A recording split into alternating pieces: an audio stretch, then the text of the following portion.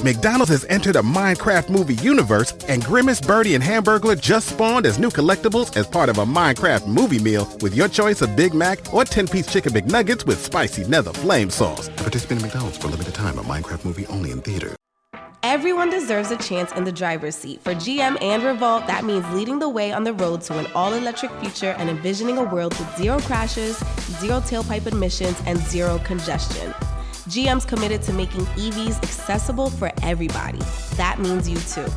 So what are you waiting for? GM's got the keys. You grab the wheel. Learn more about an all-electric future and the 000 initiative at gm.com. GM, everybody in.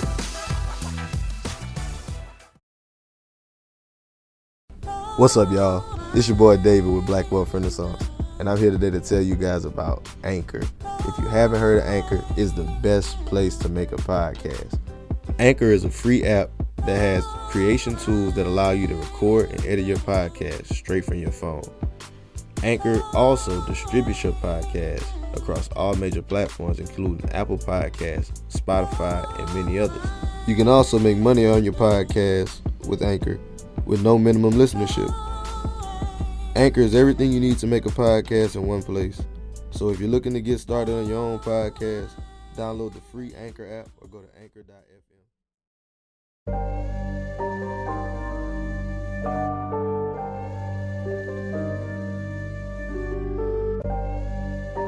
You know the rules of the game. Yeah. You know the rules of the game. I don't care what color. Can you make me 100 million? Let's talk money. Can you make me that? If you can't make me that, I don't want to talk to you. You shouldn't even be at this table. Hey, I got money on my mind. I'm just trying to get some dough. I ain't picking up my line unless it's money on the phone. Gotta get it on the daily. All I want is dubs. You know what I'm on. I've been chasing after paper. All I know is run money marathon. Do 5 years of this and be a millionaire and go on do what I want to do, have kids, go live my chip and joy in the games life out here in Texas, or struggle for next few years. The choice is yours. What's up, guys? Welcome to the Black Wealth Renaissance Podcast. Our goal of this podcast is to normalize black wealth and share helpful resources and tips we believe will be useful in attaining and maintaining generational wealth. Please feel free to rate and comment on our podcast. We would love to hear all feedback you have. Now, enjoy the show. Welcome, everybody, to another episode of the Black Wealth Renaissance Podcast. David Bellard, 1/4 of the Black Wealth Renaissance, checking in on my co-host. Fellas, how y'all feeling? What up, what up, what up? It's your boy Jalen here, checking in. Feeling great, man. It's a lovely Saturday. Got some great guests I'm ready to talk to. How the rest of y'all doing, my brothers? Feeling good, feeling great, man, on a lovely Saturday. I'm just excited for this podcast. This podcast is long overdue. Long overdue. How you doing, Jared? Man, I'm chilling. I can't complain too much, bro. I'm just enjoying this lovely Saturday as well. Ready to get into this podcast, man. I'm excited for this one. So, without further ado, we're going to just get ready to introduce y'all to our guests. It's a super dope couple right here out of Dallas, Texas. They debt-free as fuck. Yeah. They paid off $114,000 worth of debt in under 24 months. Yep. got NBC, ABC, all over the place, man. They doing the damn thing. The Hartrimony, Anthony and Jhanilka Hartzog. How y'all doing? Very good. Great introduction. Thank you. Appreciate it. Thank you guys for having us. Thank you. He said he'd been watching Sway, try to get his introductions I'm trying to get my Sway back. That'd be a solid intro. But thank y'all for coming to our show. We really appreciate it. I know David had connected with y'all whenever we had an event. That was like last year, bro. October. Like August, bro. August of last year, yes. Wow. August 17th, Wow. like yeah. Over a year ago, it was an event that we had teamed up with some people out of Dallas. And I remember whenever he came back, he was telling us about y'all. And we were been supposed to get this rocking and rolling. So we really ready to We get this appreciate going. y'all coming on. So No problem. get it kicked off. We gonna start it how we always started. For everybody that may not be familiar with y'all, can y'all tell us who y'all are and like how y'all got started? Yeah. Okay, so I'm Jhanilka. And I'm Anthony. And we're born and raised in Brooklyn, New York. Got married May of 2016 and then moved down to Dallas June 2016. And then we started our debt-free journey January 2017. We had $114,000 of debt. And I wasn't really on board initially, but I got on board.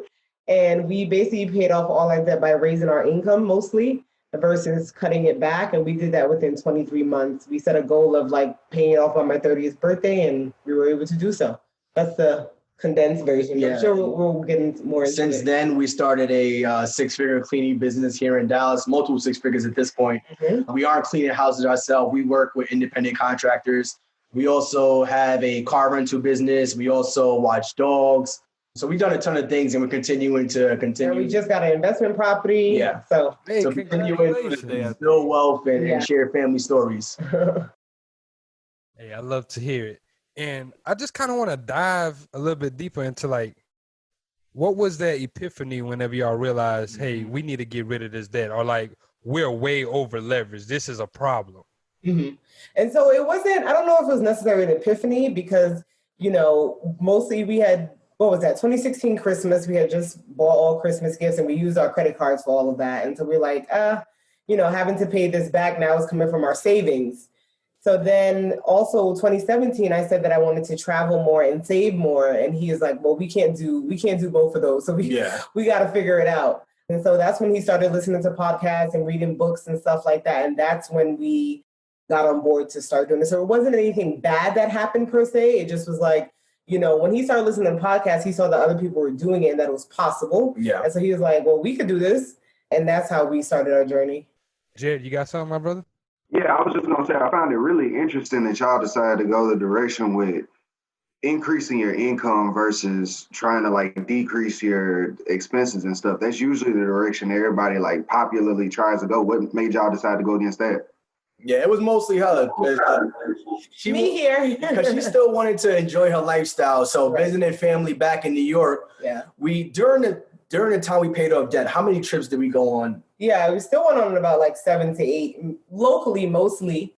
I don't think we went on one international, Hawaii, but we were planning that before we even started the journey. So we was traveling back to New York 3-4 times. We went to DC, we went to Miami, Florida, visited family. And her biggest thing was, I don't want to give up my lifestyle. And we've been married for 4 years and it was, you know, happy wife, happy life. So I was like, how can we allow you to still enjoy your lifestyle without me trying to kill you to pay off this debt? If it was up to him, we would have did it in probably 15 months. We would have did it in 1 year probably. I just was like, there's no rush. We're paying it off. What's the rush here? Like, we're going to do it anyway. So like he said, I needed that balance. So that's why we went that route. It's real beauty in that story. I love hearing that because it's like, I think a lot of people need to hear that because you normally, when you think about it like it got to be like this whole sacrifice. I can't have fun. I can't do anything. But y'all really still attacked it. Y'all got rid of the debt while building businesses, while doing all these things together. It's really a good example for people, I think, because the goal should always be to use your money to improve your life, not just like live lesser all the time. Yeah, I just love it. I love hearing that. Yeah. So what was one of the first ways y'all really attacked increasing that income? What was one of the first side ventures that you kind of looked at and say, okay, I think this could work. This could start us on our journey? So the first thing was So a lot of people think about, I want this sexy side hustle. I want to start this multi-million-dollar business. And I'm like, the first thing we could do is pick up another job. So we got, 9 to 5, we work. I'm a director at an IT firm. She's a manager of mental health counseling. And from 5 to 10, we were all free. We don't have any kids. All we have is our dog. So the first thing I did was picked up a job. I started working at Equinox, which is a high-end fitness center. And I was working there from 5 to 10, Monday through Saturday as much as I can. Yeah. And she was working a lot of hours. I was working. I was like, well, I need to do something. Let me start working. So I started working front desk there as well. That was the first thing that we did. And so, I mean, it really started at $9 an hour, honestly. I eventually became a manager there, so I started making more. But even with the amount we were working, we were still able to bring it in between $700 to $1,000 a month just off of that. So that $9 an hour, it sounds unsexy, but at the end of the day, that was $1,000 extra that we had a month. And it was like, $9 an hour wasn't going to change our life, but we knew it was just the mindset around just compounding that. We wasn't taking that money and spending. It was like, all right, if we're going to travel or we're going to pay off this debt, that's what that money's going towards. So it just started adding up from there. So that was the first thing that we did. And the second thing we did, we started renting out our car. I got a brand new Infiniti when we moved down here. And I was like, listen, how can we pay this car off as soon as possible? So I started renting it out on Turo.com, which is a peer-to-peer car rental platform. So got a lot of renters, and it got to the point where I didn't want to rent out my car anymore. So I started raising my price. It was like, started at 40 and then I moved to 45, 50, 60. I got all the way up to $80 a day and people kept renting it out. I'm like, all right. But once we paid it off, he's like, I took it off. That's it. It's no more. Because it wasn't bad. I didn't have any issues with the car, but it was just my anxiety. It's like, I got a brand new baby and I'm just giving it out. Everybody bought the car back in good condition. We had one incident, but it was just anxiety provoking. So I pulled it down. We paid off that car in a year. And then we were watching dogs because, like you said, we got a dog when we moved down here. So we started, since I work from home full time, even pre-COVID. So we were watching dogs at home as well. What else we were doing? Let me see. Oh, I'm a therapist. So I started working at a private practice. McDonald's has entered a Minecraft movie universe, and Grimace, Birdie, and Hamburglar just spawned as new collectibles as part of a Minecraft movie meal with your choice of Big Mac or 10-piece chicken McNuggets with spicy nether flame sauce. Participate in McDonald's for a limited time. A Minecraft movie only in theater. Also, so even though that's part of my career, it still was a side hustle. I was bringing good money in, and I was working there 3 times a week. So we were just hustling. Anything that could fit around our lifestyle at the time. So yeah, y'all was really getting it out the mud. Yeah. Like how many different streams? You had regular job, 9 to 5. You had the second job. Then you had the Turo, the walking the dogs. Then you picked up your therapy job too. That's 5 right there. Yeah. Damn. So how did y'all still find the time to manage to still enjoy each other and really just find that time to really focus on yourself mentally too? Because I know sometimes entrepreneurs we set ourselves on a goal and we kind of run ourselves crazy trying to attain that goal. How did y'all still maintain that lifestyle while also working on all of these other things? Well, I think it was balance because I wouldn't allow us to run ourselves crazy. Yeah. He would do that. That's him straight and narrow. He would just go, but I wouldn't allow that. But also with all of our side hustles, they were very flexible. So we could always say yes or no. Like at Equinox, they knew that we had a full-time job. So our managers, if they required other people to do 20 hours a week, it would only be 15 for us or whatever. They'll be flexible in that route. We could always say. But that was also important too, because they knew we had 9 to 5s. They knew we had a journey to complete. Right. But we were always professional. We were always on time. We would always go above and beyond. So they allowed us to get some flexibility there. So it was like, all right, they see me coming from work, in my suit, and I'm coming in and stripping down to like the janitorial clothes at Equinox. So they was like, all right, we know he's grinding. So we're going to allow these guys some flexibility. We were getting hours we shouldn't have gotten. We were getting a whole bunch of perks that we probably shouldn't have gotten just by being professional at all times. And then like the dog, we could always say, no, we're not watching it. Car, we could always say, no, we're not renting out the car. Same thing with the private practice. I could close my calendar, you know what I mean? So with all of them being so flexible, that's what allowed us to do all of these things at once. Because if it was like retail, like I had to be there a certain time, then that probably wouldn't have worked for us. But the flexibility is what allowed it. And so when we realized, okay, we're doing date night, like it had to be planned a week ahead because we got to make sure we're not working that weekend or whatever. Brunch, somebody's coming into town. However, we balanced it that way. And it even got to a point where at the gym, I was working a lot. I was losing weight because I would, I'm coming home from work and I'm going straight to work again. So my eating was off. I wasn't getting to the gym as much. And I was like, damn, I'm feeling just tired. So there was a point where I just took off a week and I was like, wow, I'm losing weight. And then I took like a month off and I went back in. I gained all of that weight back. And they was like, oh, you've been working out? I'm like, I just haven't been working here. So just being mindful and just trying to, make sure it fits your lifestyle and not overdoing it. I got a question. So if there's a guest or there's a listener out there listening and they have a lot of debt, what would be your advice as far as how do they start the process of attacking that?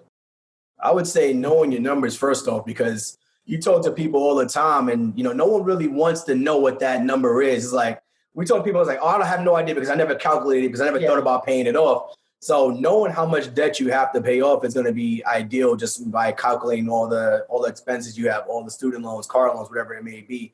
So knowing what that end goal will probably be the first step for us. And then we would say budgeting, and the way that we would say to do that is like printing out your statements and credit card statements for the past 3 months to kind of get a pattern of how you're spending to see where your money is going, and budget for everything. I think people just think you're budgeting for your rent and your car or whatever, but we still budget for restaurants. I mean, because we still plan to eat out. If you don't plan to, then don't budget for that. But we still budget for different things. Uber, Lyft, brunch. We were budgeting for all travel. of that. And whatever was like left over is what we would throw to the debt. And when I say leftover, meaning like once we put budget in everything, then we would throw that to the debt. So like you said, knowing your numbers, budgeting, and then probably like a debt snowball thing. So listing your expenses, listing your debts from smallest to largest is what we did. You can do the opposite, which is the snow avalanche, which is highest to lowest. But we did smallest. Interest, I think, right? Highest interest. It would just be highest. Oh, just highest. So we listed our debts from smallest to largest. And what that allowed us to do was if we had like a $2,000 credit card, we would just put the minimum on everything else and just focus on that $2,000 credit card. Once that credit card is paid off, you now move those payments to the next debt.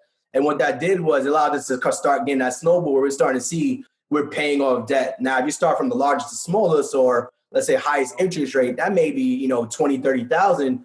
And you may be a year stuck. So now you're like, oh my God, I got $20,000 to pay. And now you're focusing on that one debt, which means that you're probably going to start doing other things and not focus on paying off that debt. So, and just starting from the smallest, like you said, allows for you to celebrate those small goals. Exactly. Well. So if you, did that 2,000, you can celebrate however you choose to. But yeah, we got one of my close friends. He was like, I'm going to start my credit cards. So he took his smallest 3 credit cards and he sent me a text like a month later. All right, I paid all those credit cards off. I'm moving on to the next debt. He was like, those debts are just lingering there because he wasn't even trying. He's like, I'm putting a minimum, it's whatever. He said, I'm going to put those smallest to largest. He paid those off. He's like, I'm moving on. So that's definitely a major key for us too. Jim, did y'all use any balance transfers? We did it. I would only say use a balance transfer if you have a extremely high credit card that let's say you got $5,000 or $10,000 that you feel like it's like 20% interest. You're not going to pay that off, especially if you're not going to focus on it. If you're not going to pay it off in the next, couple months, balance transfer that to let's say you have a 0 APR for like a year or year and a half. That would be something I would use a balance transfer for. So I kind of want to dive into the cleaning business because y'all, with everything else y'all were doing whenever y'all started out, y'all kind of crafted it around y'all lifestyles. Yeah. So how did the cleaning business come into this? Yeah, so we started the cleaning business in November 2017. Yeah. But the idea actually came around in March 2017. On the podcast, as usual. Yeah, so I was listening to a podcast, and it was about this college student who was bringing in $10,000 a month cleaning houses. And I literally Googled him, started searching for him, reached out to him on Facebook, and he told me like the basics of it. And I'm like, all right, let me start finding other information about how this could be done. So I found information, brought it to her back in March, and she was like, I'm not with it. Yeah, no. That was it. I was like, why would we start a cleaning business out of all things that were, first of all, we have all this going off, we're paying off our debt. Who said we got time? Who said we got money? It was just a lot. And the idea for the cleaning business was to help us pay off that debt. Right. That was the original idea of it. And then just the other part of it was that we had never discussed running a business or owning a business or having a business. So it's like, how do we start? How are we going to know how to run this? And so all those things was kind of what came into mind for me as to why I shut it down. So then from there, she came. I brought some more ideas. I brought some more information around it, pretty much a business plan, presented it to her. Like, here's what we're going to do. Right. We're not going to clean houses. Here's how we're going to formulate it. And she was like, all right, let's give it a shot. So from there. Yeah, and then we started it. And honestly, I think with all the side hustles that we were doing, it allowed for us to still pay off debt and start a business at the same time. Because it's a low startup business in general. Yeah, it is a low startup as well, but it still gave us that, extra money that, we could have thrown to the debt, but we figured, like he said, it was going to help us pay off the debt so we can put it towards it. So that's kind of where it started at. Gotcha. So after you got the information from the guy and all that, like, what was the first steps in this? Because I know, like, people here, y'all got a cleaning business and y'all don't have to clean any houses. So how can somebody get to that point? Like, because, you think a cleaning business, I got to get this broom, I got to get this mop, I got to go buff these floors, let me go get the shit. Yeah. So, like, how are y'all doing that? So the first thing we did was we were like, we're not going to clean houses ourselves. So it was like, do we start getting the jobs for us, or we find people to do the jobs for us? And that was the biggest thing, which we talk to our students about this all the time. They struggle between getting the jobs and getting the cleaners, but we know the biggest struggle is going to be finding people to do the work. So the way we phrase it, we work with independent contractors, and the way we phrase it to them is that we're going to be able to find you more business, and we're going to split the business, 60-40, 50-50, or 40-60 the other way. And if you're a mom and pop shop, all you do is, word of mouth. You don't have any online presence. You don't have anything on Yelp, Google, Facebook. All you know is your customers talking to other potential customers. Mm-hmm. So first thing we did was found the contractor. That was a very important part for us. Also, now our people don't have to do that, but of course we got an LLC, and then we got a lawyer involved to check our contract that we're giving to contractors for me. Because he's like, we can find a contract online and it'll be perfectly fine. And I'm like, no, we have to do it the right way. We need to make sure a lawyer checks this over and stuff like that.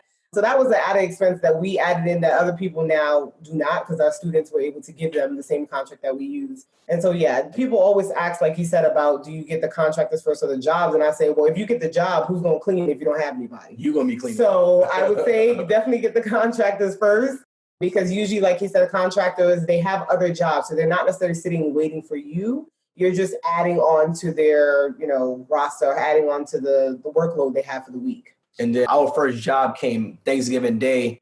We just launched the business. We got our contractor, and then we post our jobs everywhere. So we're on Thumbtack, we're on Yelp, we're on Google. People can find us everywhere. So at that point, we already have a website. You can find us and book us online. So we got our first booking on Thanksgiving Day. We were with families celebrating. We just launched the business. We got a cleaner. We got a job. Now pretty much what we're going to do is pair those two together. Mm-hmm. We're going to send the cleaner to do that job. Client only contacts us. And then we take our split from that. Mm-hmm. So we pretty much own the client, or we own the business, and we just send the jobs to the contractors to do the job. Right. And how are you contacting these clients, the contractors? Because you said they don't really have too much online presence. So how are you going about finding these people who aren't too tech savvy but still need that business? So from the beginning, it's going to be 3 years this November. That has been always the hardest thing, is finding contractors. And we told finding good contractors. Good contractors, I should say. You're right. We told everybody that from the beginning, when you're starting this business, that's going to be an ongoing process, and always be hiring is what we say. Yep. Our best contractors has come from referrals. So a contract that we work with, and they're like, oh, I have a friend that does it, or looking for more work, or a family member. That's been our best ones that we found. But there are out there, like we post on Craigslist, we post in Facebook groups, we post on Cure.com. So you go to Indeed. Same place. There's people looking on there. Same places you would find any other person who's looking for work. Yeah. And the purpose is that you find these people who don't have that online presence, so they know their marketing is not that good. So Craigslist is a big one. We show our students, like, these are your competitors. They got this horrible ad. They got this phone number that you got to call for a quote. Yeah. But our clients just find us online, they book us online, and they pay us online. And they don't ever have to contact us. Mm-hmm. I was talking to one guy today. We had a virtual assistant, but since COVID hit, we would have all the phone calls come to us. He's like, I'm on your website right now. I didn't have to call you, did I? And I'm like, listen, we can talk through this. If you want to feel more comfortable, we can talk through this. He's like, he's asking me all the questions that he's looking at online. And he's like, I could have just did this myself. I could have saved you time. I could have saved myself time. Like, that's the purpose of it. Yes, sir. There's a lot I get like that. But, you just talk through it with them. Maybe they just want to speak to somebody. I don't know. Because I'm telling you the same information you're seeing. He's like, so what's included? He's like, wait, I found that link on the website. He's like, just hold on for 1 more minute. So that's how we find the people. But that's crazy, because it speaks to the power of having an online presence. Yes. And because I know a lot of times, especially in our community, us as entrepreneurs, we want to get started, but we don't want to go online, or we're like, hey, I'm going to just try word of mouth. I'm going to just tell my family and friends. But we don't understand that once you have that online presence, you're able to start getting inbound marketing. People are already searching for it. You just have to know how to get in front of their face. So now you could be sleeping and you can still wake up to 2-3 clients who just book some appointments, versus I'm taking 8 hours out of my day. During this 8 hours, I'm cold calling this amount of people. I'm putting this amount of energy in it. But no, if you have the online presence plus cold calling, now you're really able to maximize your efforts. I agree with you 100%. We get people who book us 2, 3, 4 in the morning. It's like, who the hell's up looking for a cleaning business at 4 in the morning? But for sure, we'll wake up and we'll see like 2, 3 emails in there saying new booking by customers. So the only time we've done physical marketing is when we went door to door one day. It was the first time it was the first and only time. And it was like 97%. You guys are in Texas. We had our suits on and we were in Texas heat. We put in flyers under doors and we didn't get not one call. He was pissed. We printed out these beautiful flyers. We don't need flyers for these businesses either most of the time, but we had flyers. We had them made, designed, customized. We were out walking door to door. Walking the beat. one complex, putting flyers on the doors. We didn't get a single call, single text. Not one. I said never again. Yeah, that was one and done. But it was good to try it so we could tell the story. But right, but now we just do online marketing. I mean, if you know other people, you could do other marketing, that's fine. But right now, we only do online marketing. Listen, we had people, we wanted to be out there doing door-to-door. I'm sure we'd have a ton more business, but we're very comfortable with people finding us online and us not having to hire somebody to go out there and do it, or hiring people, or just going in and doing it ourselves. Right. So with your online marketing, are y'all doing strictly like SEO, or are y'all using pay-per-click advertisements? How are y'all getting y'all brand out in front of those people? Combination of all the above. So we started with doing Thumbtack, which is pretty much just like an Angie's List. Like an Angie's List, yeah. So people are looking for businesses. You go in, you pitch them, and they respond, and it's pay-per-click or pay-per-conversation. From there, we moved over to Yelp, which is where we are currently, and that's a pay-per-click as well. You could post for free methods. You could post on Facebook groups. You could go to nextdoor.com. Craigslist was free, but now they charge you like $5 to post on there. But we don't do much Craigslist at this point. We don't do much Facebook. So, and then SEO is our Facebook ads is another one, but we haven't gotten into that. But And then our biggest thing is SEO right now. So kind of managing Google. People type in cleaning service, Dallas, Texas. We're on the first page now. But SEO becomes very expensive. We didn't do it from day one. We're on year 3 at this point. So now we pay for SEO to kind of make sure we stay on that first page at least. So our main strategies are SEO and Yelp right now. And that's really great because it's playing to Anthony's I was strength. going to ask about that. Yeah, because you're in IT. So I'm pretty sure y'all didn't initially had to come off that money up front. No, we tell our students, we try to show you the most cost-effective ways, but it's going to be the most time-consuming. Right. We were in Facebook groups. So I was on Nextdoor posting every other day. Facebook groups of like moms working from home, looking for cleaners. We were posting there, and we got some people from there too. And if you're consistent on it, you'll find people all the time. You can. The thing about SEO is it's really expensive. I mean, some people you can start from the beginning, and we have not a coworker, but somebody that had a business that started around the same time as us. That she started from the beginning with SEO, and she took off, but she also didn't have a work-life balance. She was dying out. So she still had a 9-to-5 and she was doing all this stuff. And so I'm like, I don't want that. Yes, it's more money, but I still need to live. This is okay. I don't need to be going that hard essentially. So we were able to kind of grow organically, but SEO, it's major. We recommend it if you can afford it day one. Yeah. But our clients find us online and that's how we kind of manage the business. Okay. Sure. And just for anybody who can afford it, do you have any recommendations of where you should go to kind of get that started if you're not too tech savvy? SEO is YouTube and Google. That's the only thing we got. If you have the time and you want to learn it, you could learn anything from YouTube, honestly. I don't have any reading recommendations for SEO. I'm sure you could just type in SEO whatever. We actually just had our SEO guy teach our students for free, it was an hour actually.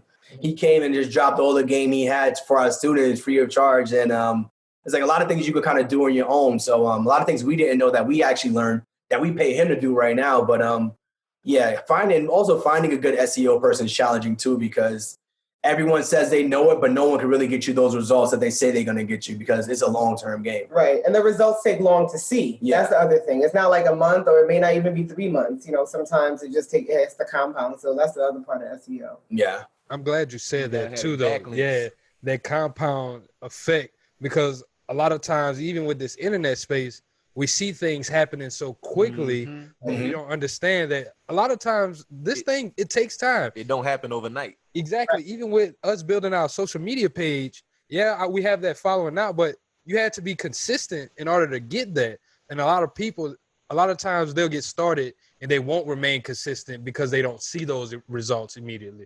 So I commend y'all for teaching y'all students that and just giving the game just now that, hey, if you're trying and you're starting off, y'all just be patient, be consistent, and it's going to come through.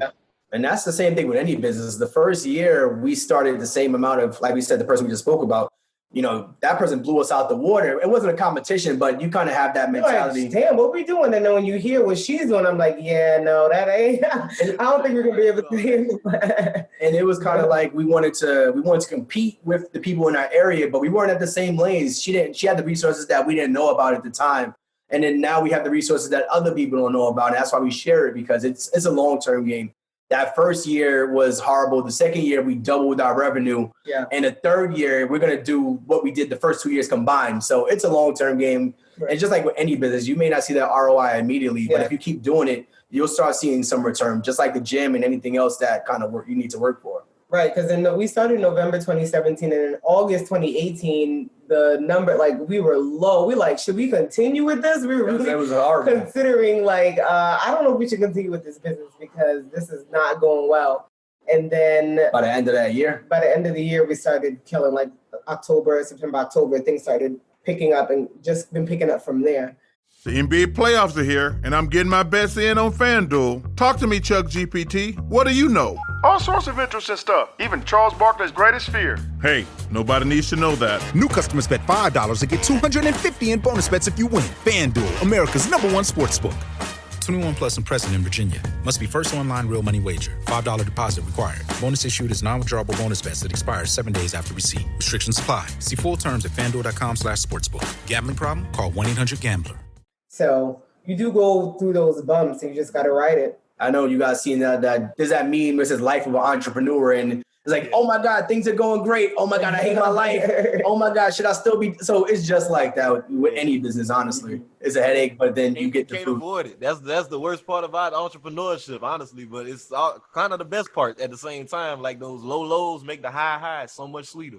Oh yeah. And I'm glad y'all kind of brought that up because that was going to be my next question is, what was the most challenging part about that business? Because I know you both said y'all didn't have any type of entrepreneurial ventures before then. So what was one of the most challenging parts about owning a business for you guys? I think figuring out our roles at the beginning was hard as to like who's doing what, how involved, you know what I mean? Because just because he's in IT, then he does everything on the computer. So like getting the website up, things like that. And so the beginning, it was all him because we had no business, no customers right now. So everything is falling on him, right? And so I think figuring out our roles and like, okay, I deal better with customers. So speaking to them, and I'll do the interviewing of finding contractors, and, he'll post in the Facebook groups, but if he sees a good one, he'll send it to me. So I think finding that balance and also not letting things go wrong in the business affect our relationship. Yeah. I think it was important as well because you get annoyed as hell from things in the business. And now you're arguing with each other over something that really has nothing to do with you guys. It's not really personal. So figuring that out, when we realized that, like Valentine's Day this year, we had something, we like, all right, we going out. Like, we handled this, let's go out now. Like, so I think that's been. And I would say just trying to get out those lows and not quitting when you get out of those lows. Right. I would say we had a very high right now, but I can see it's a low because before COVID, things were really well. We had just enough business where, we had hit our highest month in January. Yeah, things were going very well. And then COVID hit. It was like, we just saw the numbers going down. So March was a really bad month. Yeah. But mind you, it was still higher than last March. And the March before that. But it just was such a cut from January. So it felt like, damn, what's happening? And then May, things have been getting better and better, back to like January numbers. So now we're at very high numbers, but now we got to go back to finding good contractors. And so we're getting more involved in that part of the business where we want to get out of. Because like he said, we had a virtual assistant answering the phone, but with COVID, we try to cut costs everywhere. So we've been answering it. And we're like, we got to get back to them answering this phone because, we're obviously we still have our 9-to-5s and stuff like that. Investment properties, a lot of things happening. And we're like, we can't just keep putting on because like, you answer the phone. No, you answer the phone. Like, so figuring that out as well. And then also just that revenue part of it is that you hire someone to manage the business, but you take less money because you're hiring people to run the business. So getting back to that point where we was like, all right, we're going to automate this. We're going to hire people. Yeah. But now we're getting all that money to ourselves. It's like, we could do another month of this. We could do another month. Right. It just becomes challenging. Like today, it was just like, I want to quit. Oh, yeah. Because I still do a lot of time. I'm working census right now. So I just worked right before the podcast. Mm-hmm. And so he's at home. He's like, I need help. And I called him like, what do you need help with? Just speaking of one, I was like, call her. Like, what do you need help? We don't need help. Just call her. But, finding that balance, sometimes it feels overwhelming when it's just one person doing it. Yeah. So. Big thing. Yeah. So y'all mentioned y'all group a couple times. I don't want to pass off with cleaning before y'all talk about that. Could y'all tell people a little bit more about y'all group and like how they could get involved in it? Okay, so we started a 6-figure cleaning business course. We sell a course, I'm sorry. And this way that people can basically do what we did and do it on their own. They go at their own pace. It's about an hour and a half, 2 hours long. And we also give you the contract. We give you everything, contracts for commercial if you want, things like that. We don't do pretty much everything we use to our scripts that we use. Ask, for interviewing, everything like that we provide you with. Along with that, we started a community because we were getting DMs with questions. And we're like, okay, some of the questions are the same. Some is like, did they even read through this? So we started a community so that we on Slack. And so this way they have access to us right away. And so if they have a question, we can answer, or it's, accountability as well. So it's a group of people responding as well. So, we have the people that bought the course and then the people that took it a little further and are in the community where we speak, like texting all day, every day. And the reason for the course was when we started posting more about it, about the business that we had, people started asking questions. Right. And we didn't know that there was a market there. So we said, let's do a little IGTV. Let's do it live. Let's do it live and just say, hey, we're going to start talking about our cleaning business and see where it goes. Yeah, he was like, let's do a course. I'm like, I don't know. I was like, if you could get 10 sales, then we would consider. So we didn't have a course. We did an IG live. We was like, listen, we're going to do this course. What I did, I created a quick Canva. I was like, I'm going to create this course. Yeah. And if you buy the course, then, you get a free consultation with us. If you pre-order the course. So at that point, we didn't drop it. We just had it up. He was like, let's see how it goes. And then we were in the live and he dropped it and we started getting sales right then and there. And so now we had over 50 pre-sales before we dropped it. So we dropped that June 1st, and now we've had about 270 people that's bought the course by now. Yeah. So I guess it was a good idea. Yeah. And then also, it was kind of all the resources that we wish we had from day one. So when I said I was hitting the guy up, I was asking questions, I was Googling, I was taking all that information that we had to find on our own in the time that we put. We said, listen, let's put it in one spot for everyone, all the stuff we wish we had day one. That's pretty much what the course consists of. Yeah, and we still, even though we only do cleaning business, it's still basically marketed as a service-based course. Yeah. So if you want to do lawn, you want to do painting, whatever, you still can handyman, movers. Yes. I'll have ideas. I want to start a moving company. It's the same exact concept that we used to start the cleaning business, start the moving company, start the lawn care, start the pool care, start the car detailing. So we got people in different industries taking the same concepts and just, applying it to what they already want to do. Right. Hey, that's dope. That's really dope. I like that y'all came up with a model that's really transparent. Yeah, it's a franchise model, but for, like y'all said, service-based businesses. That's dope.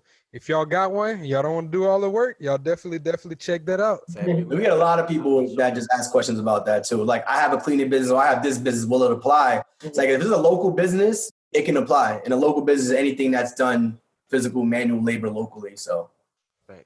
Okay, so now I'm wondering, y'all got the cleaning business, y'all got that rolling. When did the car rental business come into play? Because I know you said you were renting your car, but you said y'all also have a car rental business. Yes, we were renting our car. That was the first idea around it. So he was running on Turo. That was for a year. So 2017 and 2018. And then the car rental business technically is with another company with Hire Car instead of Turo. And we started that this year. We bought a new car, a used car in February or March of this year. And then we put it on this platform. And Hire Car is different because people use it mostly that are working for Uber and Lyft and just don't have a car. Yeah. Or they have Uber Eats or whatever. They don't own a car, so they rent a car out, essentially. And so we've had people, the car has been rented for the longest. Right now, I think it's been 2 months. He has it. The guy that has it for 3 months. Oh, 3 months now. Yeah. So Brian, infamous CPA, dope. He's frat. He dropped a course about car businesses, and I hit him up. I was like, wait, I did this. I was like, that could have been, we were paying off debt. I didn't think about it as a business then. I was like, it's making us money. I was like, wait, we could actually turn this into a business. So we copped the course. We did a consultation with him. We was one of his first buys, and he was kind of walking us through what the course would look like. And then I was like, oh, we could do this. So we ended up buying a car. And like I said, it's been renting it out ever since. Yeah. And you market, just like Turo, you put it at your price. Of course, the company takes a percentage and stuff, but it's still, enough money for us. Yeah. Because we bought it. Some people, lease it, whatever. We just paid it all out, bought it all. So. Because at one point we had 2 cars, and then her car died originally. Yeah. So we never bought her another car. But if we did need that other car, it's out in the streets right now. But if we needed it, we could always bring it back in the house. We got the course too. We actually got a rental car on Hire Car. Oh, nice. Oh, dope. There you go. Good. That's what he keeps saying. He want to get more. I want to build the fleet out. She's like, we got so much stuff going on. It's all about scale. It's all about growth. So I was like, one car is not gonna make you rich, but maybe 10 cars will. I'm telling you, man. So I also like how you guys work together, and I know we done this webinar maybe like three weeks ago. And it was like just on the power of partnerships. And the way whenever you were speaking about your business, how, you were saying we have to find our roles. I really like how y'all able to distinguish that and say, okay, I'm going to do this. I'm going to help you out with my strengths. And I'm going to play to my strengths, because I know a lot of times whenever there's teams, sometimes people don't understand how to play their role or how, hey, you're really good at this. You don't need to be over here doing this. Like sometimes they want to learn and do everything like that. So I just wanted to say, I really admire that y'all work together so well and complement each other. Y'all are able to just make everything work so easily for each other.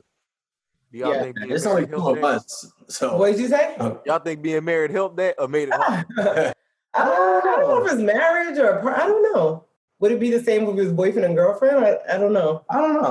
I couldn't tell you. But I know it's a lot easier having two of us than four of you guys. So I commend you guys kind of doing that. And it goes, like you said, the power of partnership. We try to find our strengths. We try to know what our weaknesses are and don't try to overstep our boundaries. Right.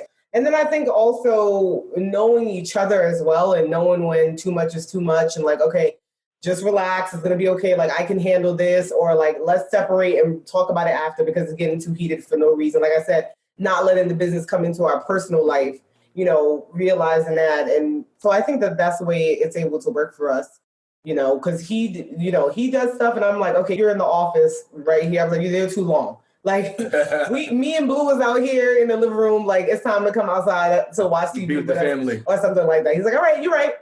So I think things like that and communicating and stuff like that. And I think that partnerships is just a cheat code to like starting businesses. I think when you have people that you could bounce ideas off of, we got people that's like, oh, it's me and my spouse or me and my boy or me and my friend. It's like, I'm scared to start the business. Like, that's the best thing to do because you guys have. But listen, if you don't trust them, don't do it. if you know from the beginning that your personalities may not get along, or you guys always see things differently, then I wouldn't go into a business with somebody like that. Like, you can still be my friend, but we don't need to go into business. I got friends I would definitely start businesses with, and I got friends that I probably wouldn't start businesses with. Right, and that's fine. But having that partnership, bouncing ideas off of, bouncing challenges. Hey, I need you to do that because I can't do it. I'm sick. I'm not feeling it. I have family things. Yeah. So having that partnership, I feel like you guys said, it's definitely powerful.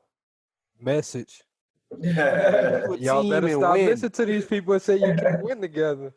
Oh man, I hate when black folks say that shit. Oh, you can't work with black folks and all that type of stuff. Yeah, we got to get out of that mentality. We spoke about this last time, man. I think, but the good thing about it is that we are starting to do it more often. And like you guys, there's 4 of you guys doing this now. I'm sure there's people in the background that do things that's not on the camera right now, but you guys are showing us that it's possible because you're doing it. That's the biggest thing. You guys are doing it. Right. So you guys are showing us that it's possible. And I'm sure you guys fight in his arguments, but at the end of the day, it's still thriving and the end result is still happening. And that's what we say, the biggest thing when we tell people when they're like, well, I don't want to pay my debt like this, or should I do exactly like you guys? We're like, you don't have to do it like us. We're just kind of letting you know that it's possible, that you can do it. There's tools out there. We can help you. We can assist you in any way. But as long as you get it done or you're working towards something, then it's fine. It doesn't need to look like exactly the way we do it. Yeah. So.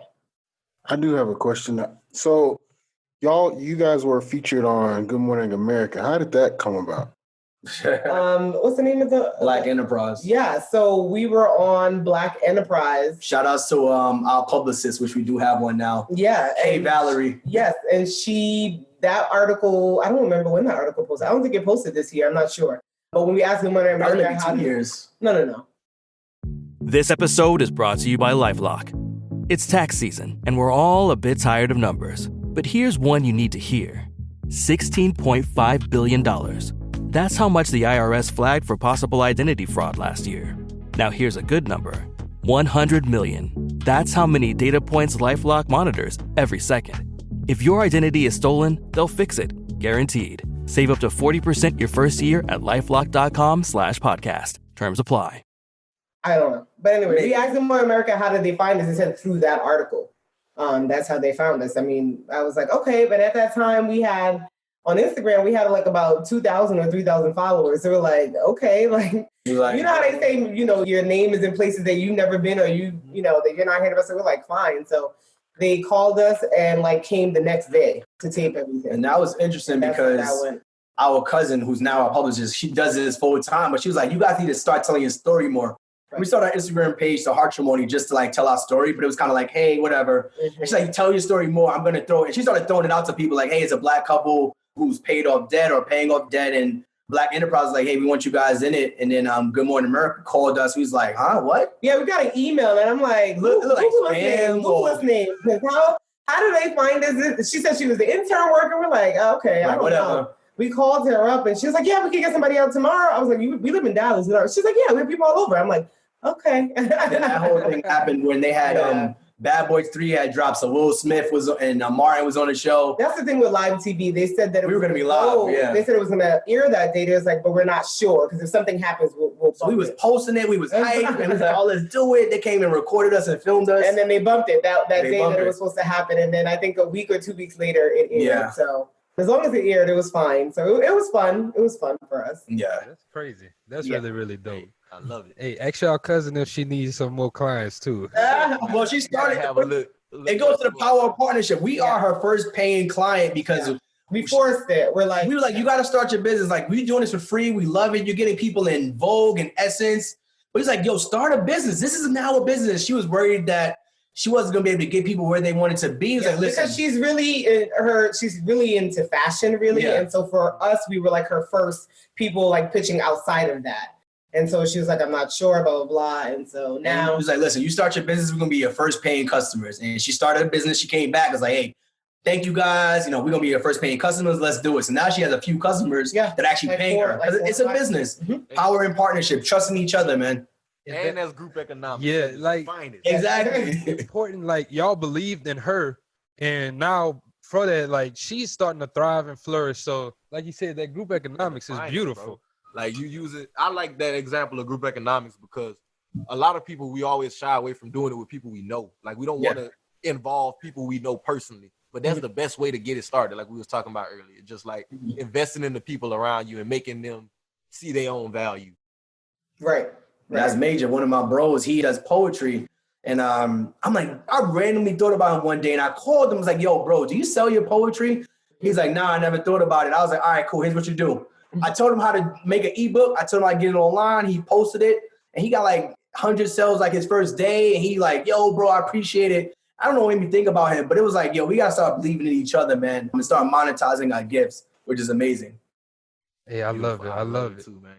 So, y'all, we're going to pivot to the last segment of the show. We want to ask y'all, what's something that y'all seen on y'all timeline, on y'all social media that y'all want to talk about? We some gentlemen on the BWR, so we're going to ask the missus to go first. I'll drink my water. I'm trying to think. Who? Oh, God. Let me see. You didn't put on. There's a lot happening. I'm sorry. Timeline. Your timeline is different from my timeline. Yeah, I'm thinking about Mulatto right now. You want to talk about Mulatto? You talking about her? I'm going to talk about with it, but I used to watch her on the show on Lifetime when she was on Jermaine Dupri, and to see her from there to now. Yeah, she grew up like fast. Like I didn't realize that. Very fast. Like that went from like I remember seeing that show like she was like a little 14-year-old girl. Now like she's a grown woman. Yeah, exactly. That happens too fast. Mulatto's a big lotto. Yeah. I was scrolling on her timeline. I went all the way back, and I'm like, this can't be the same girl. I'm like, mind you, I just saw Mulatto for the first time yesterday, which I realized was the same Mulatto, which is the same Mulatto from the rap game that I was watching. But let me see. I'm thinking about Danielle. I don't know if you guys know Danielle. She sells her courses. Danielle Leslie. She sells courses at a high premium. And so she was on our timeline and she, like her first course started out like $2,000 and now she's selling courses for like $10,000. Yeah. And she's selling.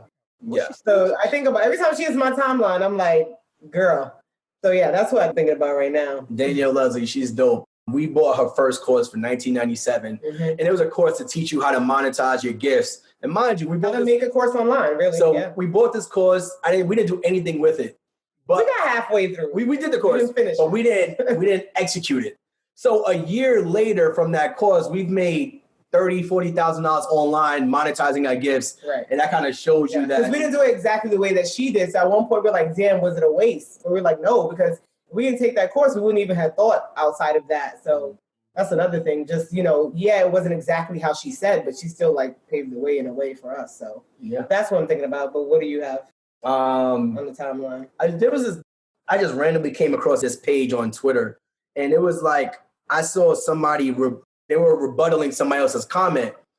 It was like, the sky is blue, and it was like, no, it's not, it's red right now. It was like, okay. I don't know how I came across that. So I clicked the page, and this page only RTs hate. Like, they're going to go on your page, and they're going to rebuttal anything you say. So I'm like, Black Wealth Renaissance is the best podcast. No, it's not. Iron Man's the best superhero. No, he's not. I'm like, so it's just trolling. I'm like, you wasting valuable time of your day just to troll other people, man. That was it. That upset me this morning. But I blocked it. I see it a lot too. And that shit pisses me off. I'm like, oh, you really took the time out to type this bullshit to me? It is ridiculous, man. I'm like, we got so much. That's how it is. People are negative. I mean, people are just negative. For me, I'm just like, whatever. And he'd be like, look at this person. I'm like, I'm not looking at them. We was on Angela Simmons. Angela Simmons, she does this fitness class. We was on it, like IGTV. Yeah. It was live. It was live. Yeah. So there's people in there, like, they're in her fitness class, watching her work out, talking shade, throwing shit out. They're like, oh, I thought you could work out. Why is the baby crying in the back? Like, all of these negative comments you're live. I'm like, are you working out? Are you like so trolls, man, they're everywhere. Protect your energy, protect your space. That was a good one right there. That's it. For real though, like, don't let them people on the internet upset you. Yeah. Right. I know you guys get it all the time, man. You want to talk about it? I promise you, people be thinking like we get into all that shit, bro. We have removed ourselves from that. If we start seeing some troll, I look at 2-3 words and look like you're trolling. I'm not even paying you no mind. Don't even pay attention to it. Right. Yeah. Thanks. Well, we want to thank y'all so much for coming on the podcast. This has been such a dope episode. Could y'all let the people know, like, how they can follow you, how they can reach out to you if they need to have any questions, how they can buy the course, how they can join the group, whatever. So you can find us on the Hartrimony on Instagram. It's the HARTRIMONY, and that's a play on our last name in matrimony. Hartzog and Matrimony became Hartrimony. We do not have a website yet. Hopefully before the year is over. It don't matter. It got started. Last podcast we said that. It don't matter. It got started. We get closer. Hopefully by the end of the year we'll have that. But if you go onto our page, you can pick our link tree, and we have all of our courses and everything in there. And we actually just hit 10,000 followers today. So we're excited about that. That's a big milestone for us. Like I said, our first 2 years, we started 2017. It took us 3 years to get 2,000 followers, and then this year we started and stopped. We wasn't serious about it. And then like the middle of last year, we started taking it seriously. And then the beginning of this year, we're like, all right, let's really see how we can, monetize and really expand on Instagram since we're on there. We have the content. So that's what we did. And so here we are. Appreciate you guys sharing our story and allowing us on your platform and your podcast. Yeah. Oh, it's no. Thank y'all, man. Yeah. Y'all a beautiful, shining example of what we need to see, bro. So thank y'all. Thank y'all for what y'all doing. Appreciate it. Thank you. Well, before we close out the podcast, we're going to get into a few house cleaning notes. We just want to say thank you to all of our listeners who come in and week out, staying with us, sharing it, telling your friends, your family, helping us grow. We really, really appreciate it. We want to say thank you for purchasing our book. If you've purchased it, if you haven't purchased it, go get it. Manage Your Money Like the 1%. It's in the show notes. Yeah, look, I'm going to get a copy of it. No, man, look. I got it right here.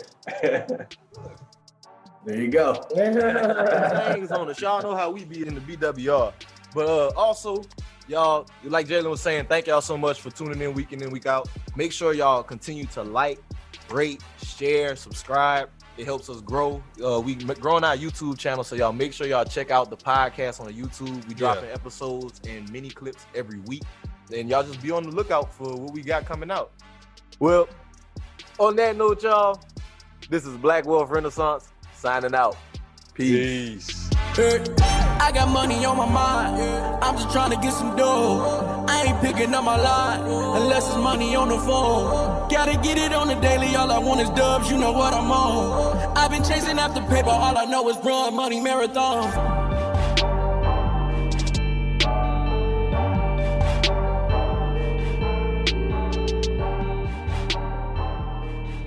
With every monthly bill, like rent and car payments, you know exactly what you're getting when you pay for it. But health insurance plans feel like the total opposite. They're confusing and expensive. Then when you actually have to use your benefits, there are deductibles, claims, processes, and other red tape to deal with. But Crowd Health puts you back in control of your healthcare. Crowd Health is simple, transparent, and affordable. As a member, you'll get a personal care advocate who is with you every step of the way to help navigate the complexities of health events. They'll even negotiate bills on your behalf and could save you thousands of dollars in the process. Plus, you'll get access to thousands of other members who are ready to help pay for large health expenses. Experience healthcare freedom with Crowd Health. Visit joincrowdhealth.com and use code HEALTH to get your first 3 months for just $99 per month. That's joincrowdhealth.com, code HEALTH. Crowd Health is not health insurance. It's a totally different way of paying for healthcare. Terms and conditions may apply. McDonald's has entered a Minecraft movie universe, and Grimace, Birdie, and Hamburglar just spawned as new collectibles as part of a Minecraft movie meal with your choice of Big Mac or 10-piece chicken McNuggets with spicy nether flame sauce. Participate in McDonald's for a limited time. A Minecraft movie only in theaters.